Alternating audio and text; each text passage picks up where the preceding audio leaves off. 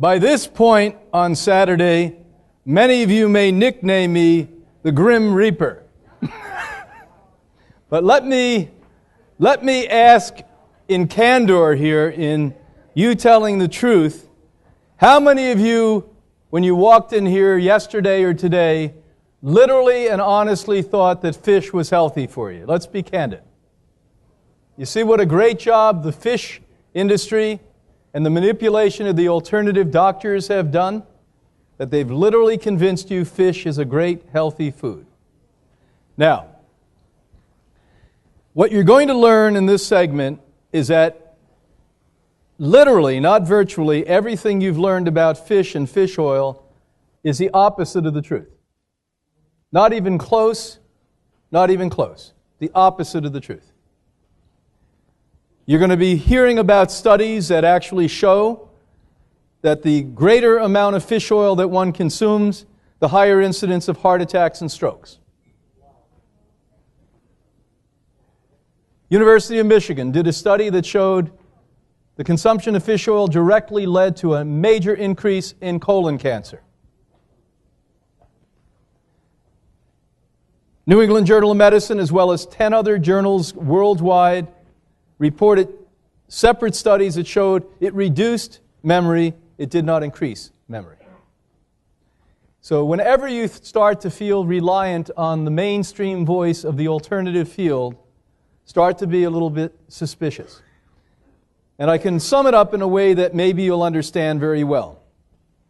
I happened to be a speaker at a major medical conference, alternative doctor medical conference in Chicago maybe a decade ago. And there was a panel, and there were 4 people on that panel that I admired, that were good men, that really did good work and really tried their best to help people. And they threw them what I consider probably the best question I've ever heard anyone ask a panelist. I wish somebody asked a panel I was on this question. What is the most important nutritional and health finding for the 21st century? And each and every one of these guys lost my respect because they couldn't stop talking about fish oil and the benefits of fish oil. Now, sadly, you're going to know more than 95% of all the alternative doctors after this segment. And by the way, you're going to be right, and sadly, they are steeped in the deception of salesmanship, not them being the salesman, but who sold them on fish oil and the, quote, benefits of it. How often have you or somebody you know fallen for the argument made by many mainstream nutritionists that while red meat and dairy food poses some health risk, fish offer a good, healthy alternative because of the omega-3 fatty acids contained? Is aquatic life really safe to eat? If you think the answer is yes, be prepared for a very, very rude awakening. People the world over are eating more fish than ever before. According to the U.S. Department of Agriculture, North America's fish consumption has increased by at least 50% since 1980. Salmon, for one, has achieved a newfound popularity because of mainstream medicine's trumpeting of its omega-3 fatty acid content. But Westerners have heard less about and perhaps paid less attention to various health warnings associated with fish consumption.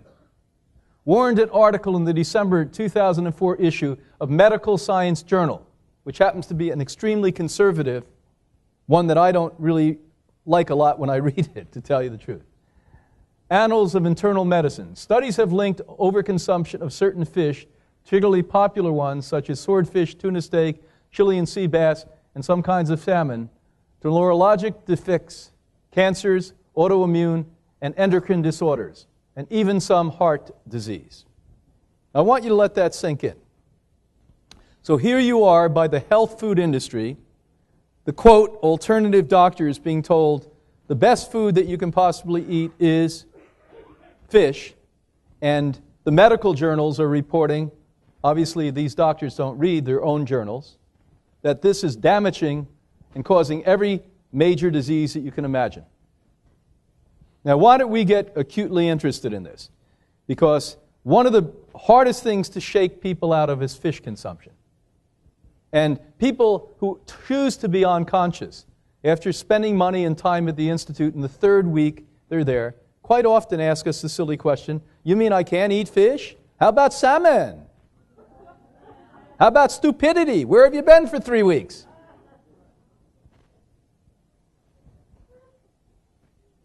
Human health risks come directly from the increasing contamination of fish species by industrial and consumer pollutants.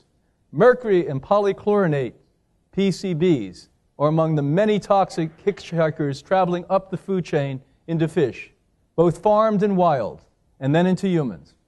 While urging consumers to eat more salmon for its omega-3 content, agencies such as the U.S. Agricultural Department and U.S. Food and Drug Administration failed to sufficiently warn people that these same fish contain high levels of PCBs and other toxins. Now, yesterday I just spent about 38 seconds telling you that they went to the most pristine waters in the world, North Pole and South Pole, Lapland in Scandinavia, northern Canada, and they tested the cleanest bodies of water on planet Earth, 250 little lakes and brooks. And they found 80% of the male fish that were 2 inches and below were now transsexual and female. Now, once again, I'll repeat it so you get what I just said. They went to the cleanest bodies of water in the world, where people generally don't live thousands and thousands of miles from it. They found that the 2-inch fish, the small fish, that were male, 80% of those fish now were female, transsexual fish. The same number, about 80% of fish in the Potomac River, where your Congress sits, what's left of it, where the White House sits, have transsexual fish of every type. Not only small, everyone. San Francisco Bay, because California tends to tell the truth more so than most states, has the same number. Over 80% of all fish in the San Francisco Bay Area, the distributors to that bay, all have transsexual fish in it. First discussion was done in Denmark 35, 40 years ago, where they were finding little fish in their rivers, lakes, streams, and even going into the ocean, the salmon, that were mutated. 3 eyes, etc., etc., etc.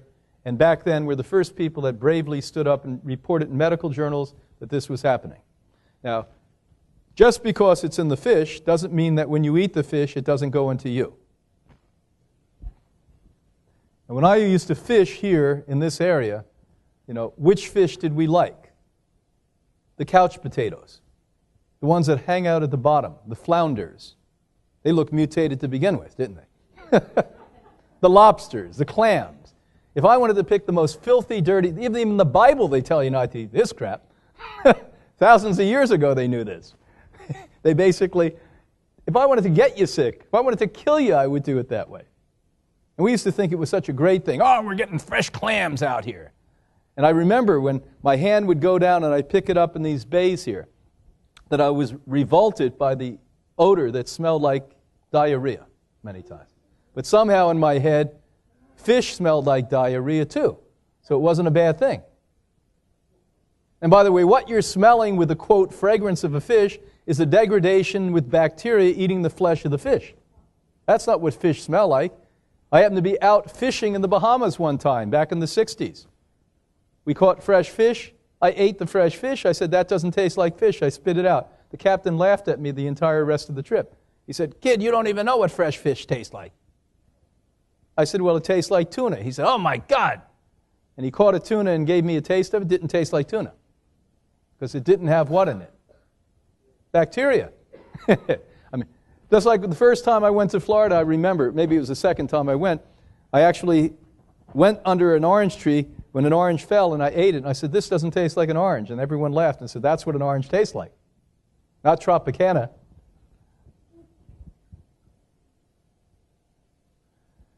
When was the last time you saw a store post a prominent sign alerting consumers, especially pregnant women, that the tuna being sold harbors unsafe levels of mercury? You don't see that, but by the way, to save their butts, all the health authorities, all the environmental protection agencies are constantly putting these alerts out. Now, ironically, the only thing we seem to care about are pregnant women, children, and elderly people. But if it hurts them, don't you think it would hurt you at some level? Of course. Well, you're in that middle age, don't worry, it's not going to hurt you. You have some kind of button, just like that senator, like women who get raped. They have a button that aborts the baby. Well, you must have a button if you're middle-aged that aborts all the deadly chemicals that come from these things. This is stupidity at its highest degree. No discussion about killing and eating of aquatic animals would be complete without mentioning the ethical dimension of human conduct and cruelty towards other forms of life. So I became a vegan and then tried to fish one time and ended up crying like a baby out in Oregon because I watched for the first time. Can you imagine all the hundreds of fish I pulled out and killed and sometimes would actually cruelly hit at the bottom of the boat? I finally woke up. And it wasn't because I was conscious, it's just this peeled away, this type of lifestyle peeled away my hardness, my crust. And I was watching this poor thing flap around and I started to cry. And I took the fish and put it back in and said, why did I do that? I'm not even eating animals at that point. So we disconnect with these things. And little boys are taught that their malehood depends upon slaughtering things. You know, isn't it amazing? They have you play with war games. Why? They prepare you so that they don't send their kids over there, by the way. They're going to send you and your kids over there under the auspices of patriotism. Every war we've had since the Second World War had to do with economics, clearly. Last war we had that we should have gone to kill Hitler basically was the Second World War. Show me one war since then that wasn't directly tied to economics.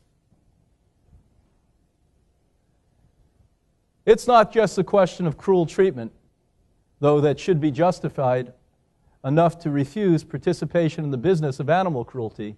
There exists a whole other dimension to this consideration. The extent to which an animal's intelligence could be determined, whether it's a food source. The smarter and more social advanced the life form is relative to human intelligence, the argument goes, the less likely it should be a candidate for placement on a dinner table. So I don't know any time in my life when I was young killing fish that I ever thought that fish were smart. Did you? No, we had to justify that. Just like, by the way, when white, arrogant racists used to say black people weren't as smart. And still, a lot of arrogant people say women aren't as smart. The only way we can mistreat anyone is make them less than you. The way Adolf Hitler was successful in wiping out the Jewish population, the Catholics in Poland, the artists, the homosexuals, is to make them less than you. So you're no different. You're in the same old paradigm as Adolf Hitler if you're justifying eating an animal because it's not as smart as you. I propose the dumbest animal on this planet Earth is called a human being. We're the only ones that developed a button that we could blow up half the planet with nuclear war in a minute. I don't know any other animal that savage, do you? I don't know any other animal in the world that kills people because they think that their God, somehow they have a target and a corner on the right God, told them to kill and wipe out people. I don't know any fish that would do that, would you? And boy, have we learned a lot about fish. So finally people started to do research on fish. And lo and behold, we found out they're as smart as you, if not smarter than you. Unless you live in China or part of Southeast Asia, or unless you were starving, you probably haven't considered eating a dog, because that species is viewed as an intelligent and useful companion for humans. Obviously, human perception, again, in China makes it so that they're dumb. So when I asked Chinese people about this, who now were conscious and not eating that way, by the way, they said, oh yes, when we were young, they used to say those damn dogs, the only thing they're good for is eating. So it was, again, a cultural indoctrination that allows people to do that. Just like at one point, if you were a skinny girl, you were not attractive. How many of you knew that? Wouldn't it have been nice? If you were not completely overweight, at one point plump, you were not attractive. Again, it's perception. When I studied heaven, I'm always interested in theology as much as everything else. I studied that every 50 years throughout human history, they change what heaven is. They've just done it in the last 50 years, by the way. Heaven is never exactly the same thing. When you study the historic evolutionary process of what our interpretation of heaven is, that even changes every 50 years. So don't think anything is static. Don't think anything is not in a continuum of movement and understanding and change. Concerning our collective bias against fish, Jonathan Foe, great young man. By the way, his book is a prerequisite if you go to pre-medical school at Duke University now to read, Eating Animals. If you want to be a young medical student at Duke University, you have to read Eating Animals. I think that's a great movement in the right direction. Okay.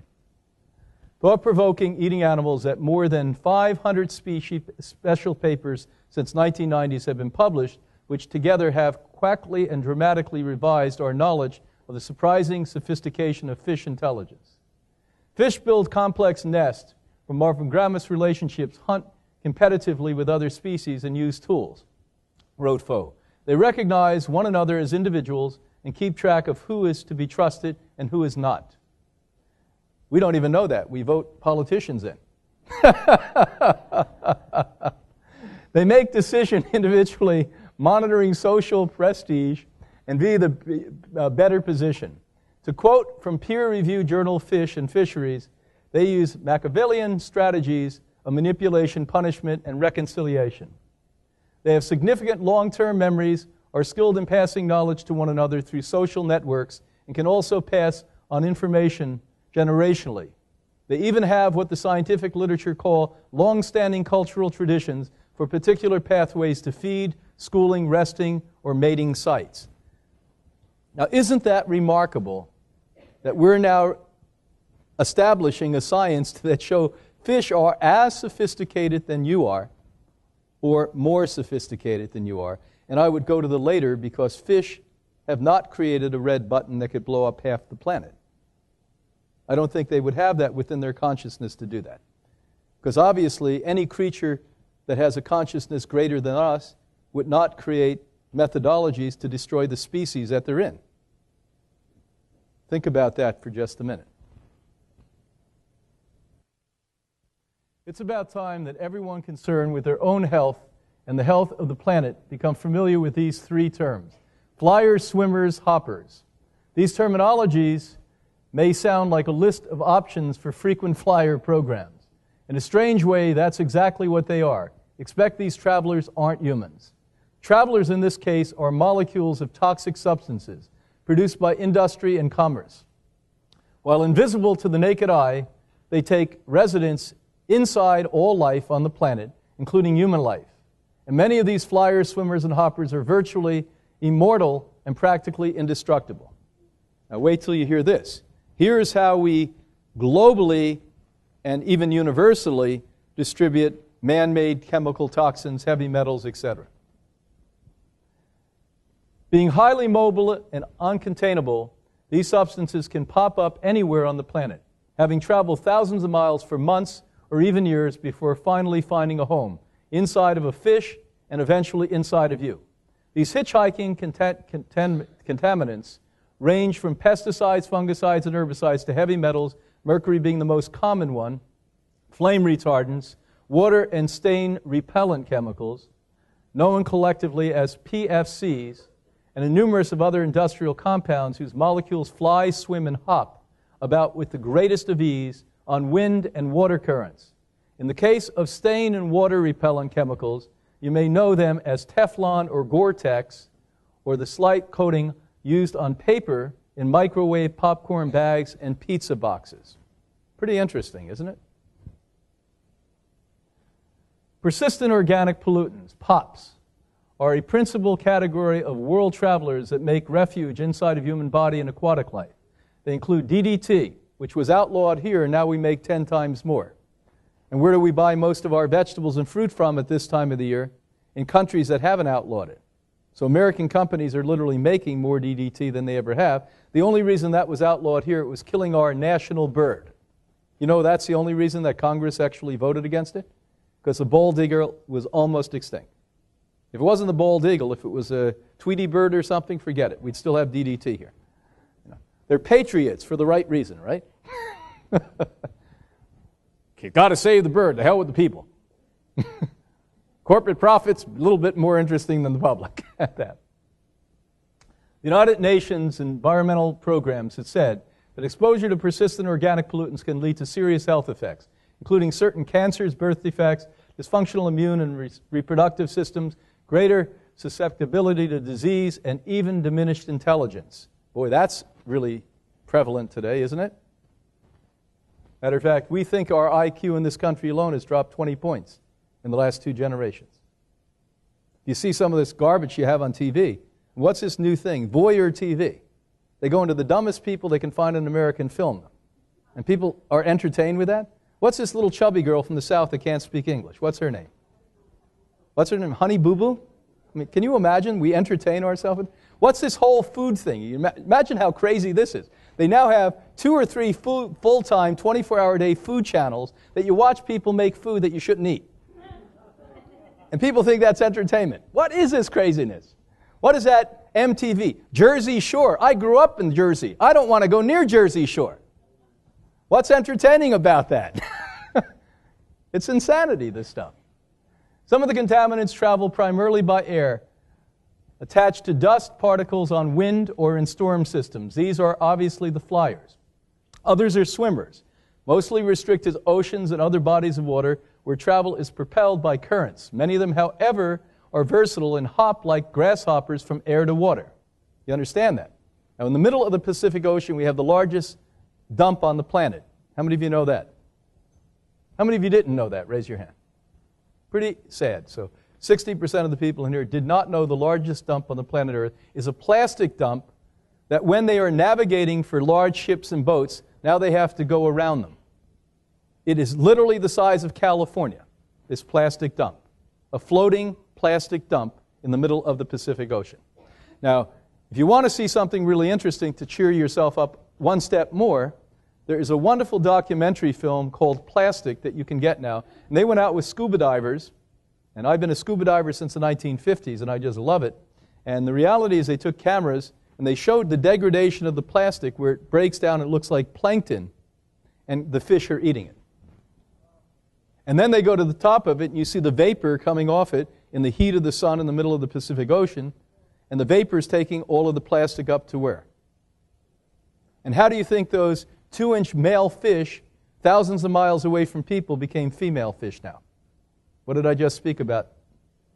How the vapor takes it into the cloud then goes to the North Pole, and you end up with fish up there that are transmuted.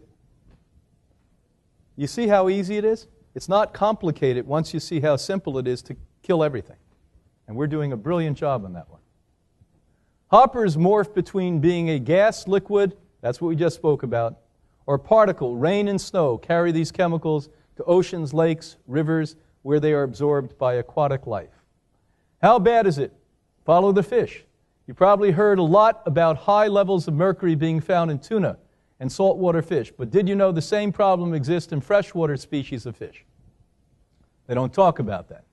You wouldn't have known about the widespread freshwater fish contamination for just following reports in the mainstream media, nor would you have learned that the primary source of mercury contamination, as well as other types of contamination in both freshwater and saltwater life, is our own industrial civilization. They don't ever say, because the lobbyists are so strong, by the way, it's these major industries that are killing your children. It's these major industries that literally have made the #1 killer, other than accidents, of children today, brain cancer and leukemia. I will repeat this because this is hard to understand. If you don't die from an accident when you're a child, the second, very close second, killer is either brain cancer or leukemia. That, I will assure you and promise you and debate anyone on it, comes 99% from what we're talking about now. And nobody challenges those major industries because they have the politicians in every country in the world that has money in their pocket. And it used to be that at least one group of the politicians talked about it, but these mongers of greed literally have bought even the best of them. Now, we've had the great honor to have some of the congressmen and senators and congresswomen and senators come through the Institute. Some I have and you would have, I won't name names, major respect for. One from your area here, by the way. And we got really close and really talked intimately about things. And 2 or 3 times they told me how it works. And they said, number one, none of us, even the brightest of us, can ever read completely a bill. I said, you mean you have to vote on bills you can't read on? They said, the best we can do is get intelligent graduate students from good universities if we have a budget. So if they're from New York, maybe they can get that. They're from Louisiana, forget it. They can't get it even if they want it. And so bottom line is they say they give sections to the graduate students who are 20, 21, 22-year-old young people, very little experience in life, and basically say, read that section, read that section. As I'm walking in to vote, they whisper in my ear. And that's the ethical ones. The vast majority go over here and have their ear ready for who? The lobbyist. The lobbyist. So the fish industry is doing a great job convincing you how wonderful fish is. They bought and put into their pocket the alternative doctors without the damn guys even knowing it. The health food stores are riddled with this. And I have a really feisty young guy friend, 30-year-old guy in Denmark, and he went up to visit the company that makes 60% of all the fish oil in the world. It's called Nordic Natural. And he worked his way, and he's a very smart young guy, worked his way in to see the president of the company and got him to divulge that how they stabilize the fish and krill oil and deodorize the fish and krill oil is because we add these 3 chemicals to it. He walked out within 12 hours, realized that these were 3 marked and noted carcinogens. I will once again repeat, besides the fish oil inherently having lipid peroxide within 20 to 30 minutes and giving you cancer, now they are putting in 60% minimum, maybe the other companies, this we know for sure, 60% of fish and krill oil, 3 known cancer-causing chemicals. Sounds delicious, doesn't it?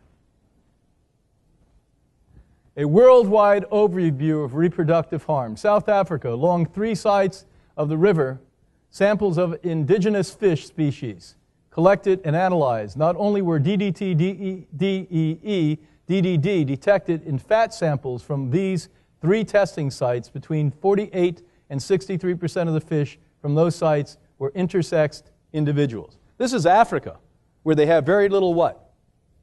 Industry. There's virtually no industry in Africa. And this is what they have there. They have 60% of transsexual fish. And you're starting to see a lot of transsexual people who eat a lot of transsexual fish, don't you? You notice the guys are walking like this a little more? Women are walking like this? Oh yeah, I'm eating fish. I'm on a health food. Ireland, my homeland, in the Shannon International River Basin, which encompasses 11 rivers, the effect of endocrine chemicals on fertile brown trout were investigated in 2010. Among the effects, the estrogenic effects identified in the water, where platelets and aquaplatelets are used as solvents in such products as perfumes, cosmetics, etc. These studies not only confirmed the presence of estrogen in the river, but also found in some sites that 100% of male brown trout samples showed either endocrine disruption or intersexuality. What percentage? And where does it come from? Perfumes and cosmetics. Another country that has virtually no industry. Perfumes and cosmetics. Now, what makes perfume sexy, I don't know. When I smell the average perfume, it makes me sick to my stomach. I almost get a headache when I smell it. And that makes you sexy. You have to be really out of touch to think cologne and perfume is sexy. How many of you know that you could spend $1,000 on an ounce bottle of perfume and the vast majority of that has formaldehyde in it? How many of you know that? The number is 74%. Of the most expensive of all colognes and perfumes have formaldehyde in it. So 3/4. It's insanity. Who's watching? Nobody. Every single year you're going to learn here that there are 2,000 brand new chemicals made that didn't exist last year. So one of the things we know for sure, in 2012, we have 2,000 brand new chemicals that have been thrown into the environment that nobody's tested, that adds to the hundreds of thousands and millions of other chemicals that mix together and become God knows how many zillions of other chemicals. Because when you mix 1 or 2 or 5 or 10 or 20 or 50 chemicals, they all create subculture chemicals. And this is what's going into the fish more than anywhere else, because what is the largest mass of environment on the planet? Water. And there's not lots of oceans. No, there's not really an Indian Ocean or really a Pacific Ocean or really an Atlantic Ocean. What there is one major ocean that we just regionally call particular oceans. It's one interconnected ocean. And so You're going to hear me talk about here, if we have enough time, that now they've gone with Hiroshima and tested throughout the Pacific Ocean. Hundreds of thousands of miles difference in the Pacific Ocean, fish. They did not find a fish now that doesn't have the radioactivity from that particular plant in them. They were migrating fish, by the way. And by the way, if you check the Atlantic Ocean, you'd find the same thing by now. And so a lot of you say, oh, well, God, California's going to be hit. How many of you know most of radiation has not come from Hiroshima plant or Chernobyl? It came from the warheads that we've been using in Iraq and Afghanistan since 1991. Listen closely. Challenge anything I say. I invite you to. Since 1991, we and our, quote, allies have intentionally been placing nuclear waste on the warheads that we've been using in the Middle East.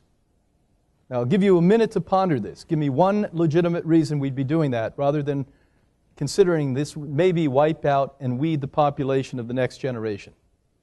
Oh, bingo. So we had a very courageous Muslim medical doctor come to us, a woman. She was really an enigma. A Muslim medical doctor woman. And she said to us in our office, crying when Anna Maria had to hug her, I can't take it anymore. I'm not a pediatric physician. Half my work now is dealing with kids with cancer. We had no cancer in the 80s. Half my practice now is taking care of young children with cancer. Your disease control center, back in the early part of November, late part of October, announced that the number one killer of babies who are from 0 to 5 now is cancer, superseding accidents with the age group 0 to 5. This is not Holistic Harry from Berkeley. This is your disease control center saying this stuff. North Sea. Oh yeah, we get our fish from the North Sea. It's the best damn fish in the world. It's out there, it's cold. And Eskimos actually catch it with their bare hands. And they feed it to us. And, gee, it's a slam dunk that they do that stuff. Endocrine disruption were detected in North Sea cold and flatfish at levels even higher than what had been previously measured in English Channel and Irish Sea fish. This was considered highly unusual because the North Sea fish didn't have any proximity to land or known point source of endocrine disruptors, such as finding strongly suggested and gradually accumulated of this chemical occurs as a result of large fish feeding on smaller fish that contained the chemicals. What that means in what has always historically been considered the cleanest body of water in the ocean is highly contaminated now with chemicals, to the point where migrating fish that were never ever tested 50 years ago with any problem have high levels of problems now. And this was just tested recently. And it's impactful at such a high degree of disruption that every year now we have more and more problems with these fish. Oh yeah, it's a great fish. Europe. Dutch public health research reviewed studies done in Europe throughout the 1990s and found a clear pattern of endocrine disruption chemicals adversely affecting a variety of fish species. The observed abnormalities vary from subtle changes to permanent alterations, including disrupted sex differentiation and feminized or masculized sex organs, change sexual behavior, and alter immune function. China, Beijing, well, we obviously know they have DDT there.